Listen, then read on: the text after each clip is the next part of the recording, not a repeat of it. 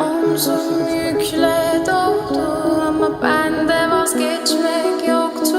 Bitmedi, bitmedi, bitirmedim.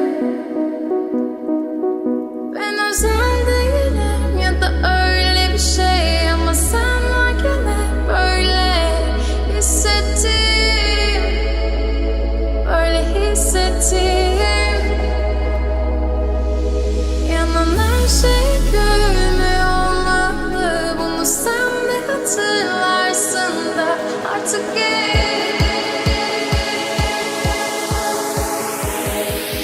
böyle hissettim.